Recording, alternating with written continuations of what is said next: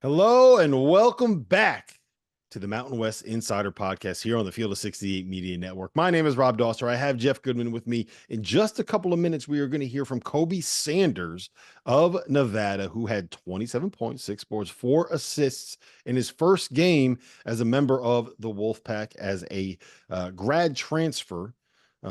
Coming and playing his 5th year of college basketball after transferring in from Cal Poly. It's going to be nice to hear from Kobe. And Nevada had themselves a really nice win to start the regular season in college basketball. And Jeff, everybody in the Mountain West so far has had a really nice win to start the college basketball season, except for San Jose State and Air Force. Did not go well for them. I don't know if that's necessarily the most surprising results, but credit to Nevada, won by 16 against Sam Houston State. Credit to UNLV, won by 14 against Alabama State. Still no word on whether or not Didon Thomas Jr. has Hot Wheels tracks in his room. We're still waiting for the update from that from Robert Whaley. So hopefully we'll get that here at some point when we get one of them on the podcast. And New Mexico beat Nichols 91 to 84. Colorado State beat up on a North Dakota team that I think has a chance to be pretty good. If there's one result so far from the season that I would probably circle, it's Colorado State beating North Dakota. We've done a lot of stuff with the Summit League, and they think that North Dakota has a chance to be good. Let's talk about this weekend, though, because I think the thing that I really need to circle and highlight is what's coming up on Friday, Saturday, and Sunday for the Mountain West and how important it is. New Mexico goes on the road to take on, well, actually it's not even on the road. It's in Las Vegas at Lee's Family Forum. New Mexico is taking on number 22 UCLA. On Saturday, Memphis is going to the Thomas and Mack Center and playing UNLV. Washington is going to the Lawler Event Center and playing Nevada. Boise is going on the road to take on San Francisco to take on the Dons. Those are 4 games that are going to be quad 1 games, that are going to be quality wins, that are going to be opportunities for the Mountain West to not only have each of those individual programs, which I would say we all think are probably top half of the conference programs, to have each one of them put together a resume kind of a win. But those are the kind of moments where if you want to see the rising tide lift all ships like we did last year, you want to see those computer numbers look as good as they did last year for the Mountain West, you got to win games like that. And we'll see how many of them they get. I think they probably, if I'm the Mountain West, I want 2 of those wins. I want to see 2 of those, 2 teams get victories there. No, I want to see 3. I want to see 3 or 4. If you want to get momentum like you had a year ago, right? A year ago, this is when it started. And can they do it again? Why can't New Mexico beat UCLA? Why UNLV, to me at home, should be able to beat Memphis, a Memphis team that who knows how good they are. Nevada, you're getting them at home again against a Washington team that, I don't know how good they are. And then can Boise, go to San Fran and get one there with 2 of the best players in the league. They'll have the best 2 players on the floor in that game. To me, I would be disappointed if I'm a Mountain West fan if they don't get 3 of those 4. No, look, all of them are winnable. I even think New Mexico taking on UCLA is a winnable game on a neutral court where I don't know how many UCLA basketball fans are going to be traveling to Las Vegas on a Friday night in the middle of college. Zero. Football other than Hep NFL Cronin. season. Hep Cronin's going to be the only one there. Yeah, so that might be a New Mexico favorable crowd that will show up there in Las Vegas for that game that night. So all of them are winnable games. And what's the one, Rob? What's the one if you're betting your house on?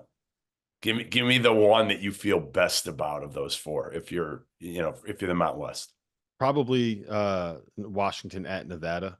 I don't think that Washington necessarily blew anybody away, beating UC Davis by 6 at home was that Tuesday night.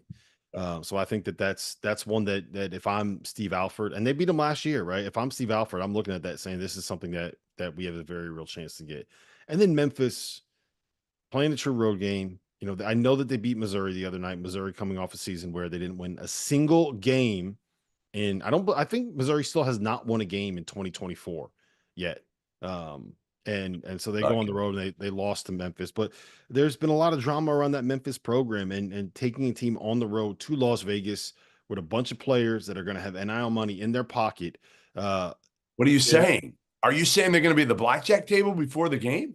I'm saying that if there's one place where Close. there's potential for distraction, it is a Memphis basketball program with a bunch of kids that have NIL money in Las Vegas. That's On all I'm on a saying. Friday night. On a Friday night in Vegas. I know if that's me, yeah, it'd be tough. It'd be Yeah. tough. I will add though that San Francisco is a good team this year. They're a veteran team this year. They bring back a lot of pieces. Chris Gerlofson is a very good coach, and there's a reason why USF is projected as like a top 75-ish kind of team in America. That is that's one of those games where it doesn't sound scary on paper, but if you look at the numbers and you look at the metrics, if Boise State gets this win, that's a borderline quad one, maybe a quad two, but a very there's a very real potential that is a quad one win in a true road game in the second game of the college basketball I season. do not listen.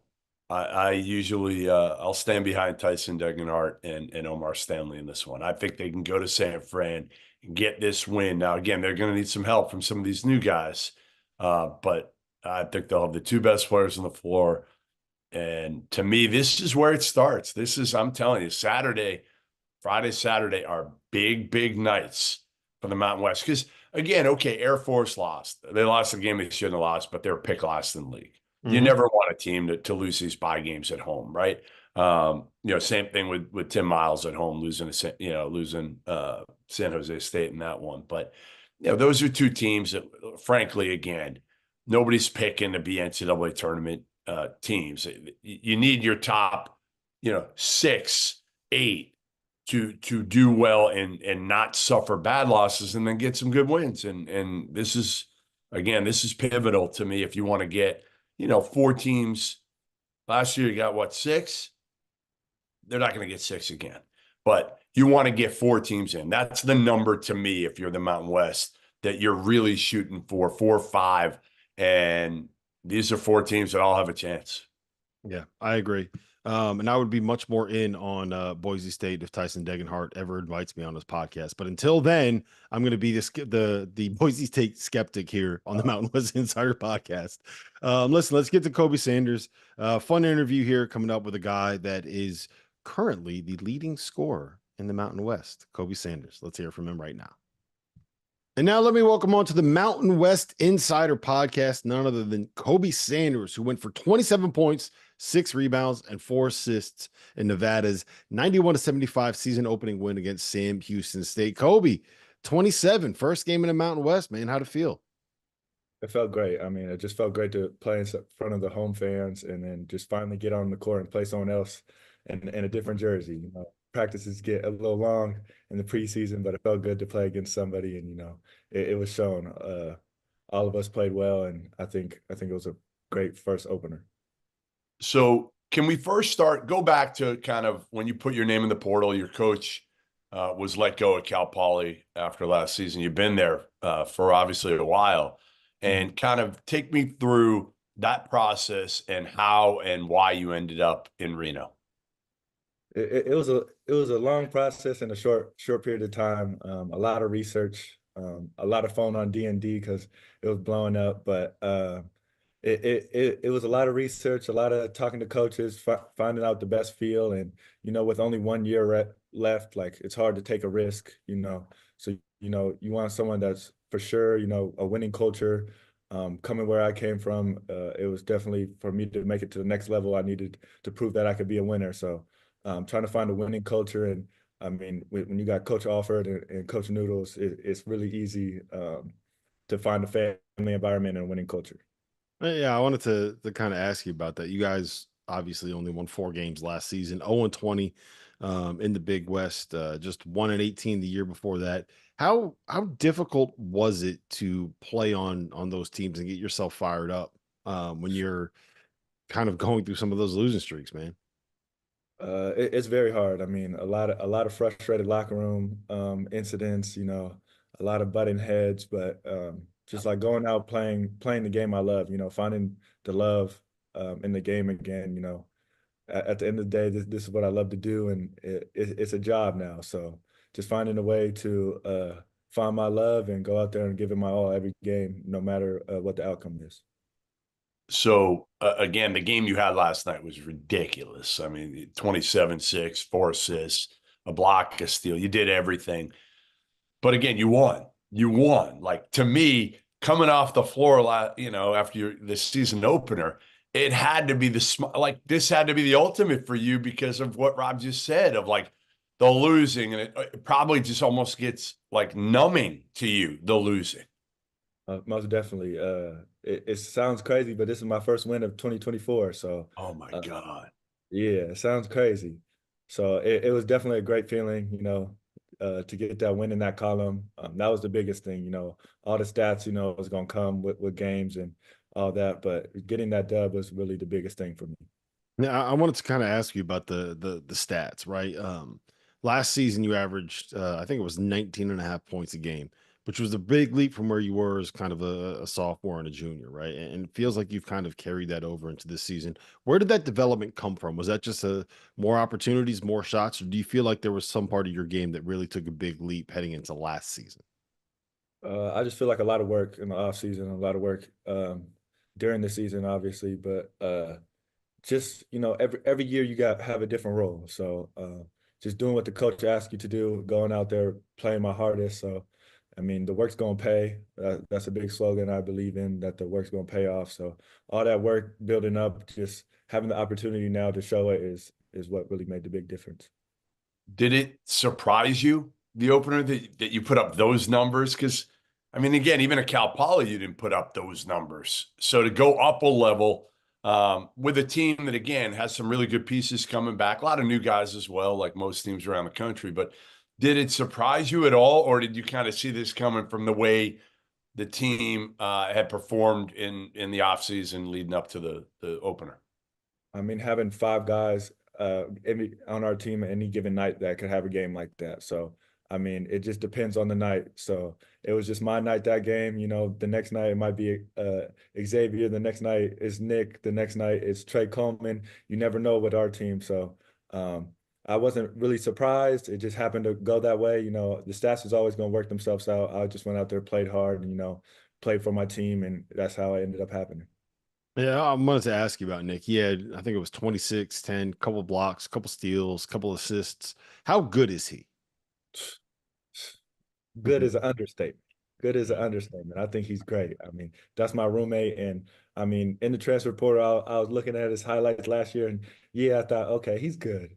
But really seeing him in person, I mean, we work out together every morning, so he's really good. He's great. What like, All right. So what is he is it really about him? good? Is he really good as a roommate, though? Oh yeah, he's amazing. Our room's clean all the time. He's on top of chores. Sometimes he got to get on me. Sometimes I get on him. But I mean, we're a good duo. Break down the how does that kind of work out? Right? Are you on dishes duty? Is he got to mop the floors? Who has to I clean mean, the toilets? Like how's that kind of break down?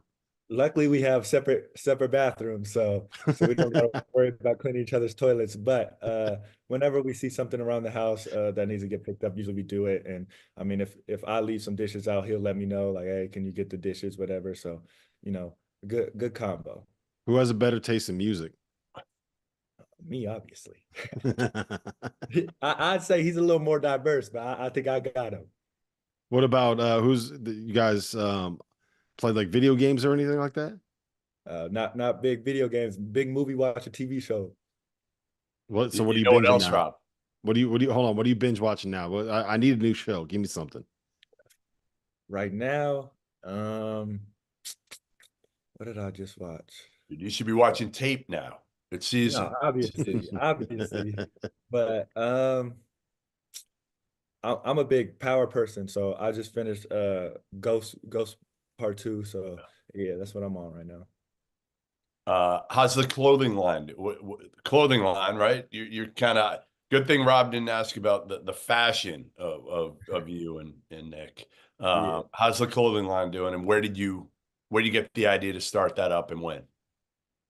So obviously when NIL came around, being at a smaller school, you don't have a lot of opportunities. So just trying to get my name out in the community and everything like that. So that's really where it started off. And I was drawing up designs for a logo for a long time, and I finally found one that I liked. And then just having someone that I knew who designs clothes and has a print press and everything. So that's where it all really started. You know what's going to help, Kobe? If you win games, my guess is you're going to sell a lot more clothing. Definitely, most definitely. I think you're back. Yeah, you're back. All right, I'll cut that out. What about let's get back to basketball here. What about Coach Alford's offense? What is it about the way that he kind of runs stuff, the way that his offense is set that works out well for you as a player? I mean, it's a lot of same actions that I've been doing for the last 4 years, and just his high pace, allowing me to push the tempo and get into the offense right away. A lot of quick actions, a lot of diversity where I could get scoring options in the paint, coming off a ball screen, getting catch and shoot options. So just a diversity of different options, and then also putting me in position to make plays. I mean, one of my best skill sets is moving the ball around. So just putting me in the middle of the floor with a ball screen or coming off a screen, just and having all the weapons around me, it makes it easy for me. What's the goal? Did you guys set goals preseason for the team? What were Yes, sir. Yes, sir. Obviously, we need a Mountain West championship, Yep. Mountain West tournament championship, and then we need a long run in the tournament. Long. I like that. That's better than just getting in. I like that a lot better. Exactly. They've proven over the last 2 years that they could get there. Now we're trying to prove that we're a top 16 team. Kobe, I'm looking right now at the roster from Cal Poly that you guys put out in 2020 when you got to school, and it says that you're listed 6'6", 175. I'm looking at the Nevada roster right now, and it says that you're 6'9", 207. Is that just like you go to the Mountain West and they just give you a couple more inches? Have you grown? Have you hit the weight room? Like, what happened there? Each year I've been growing, and obviously a lot of hitting the weight room.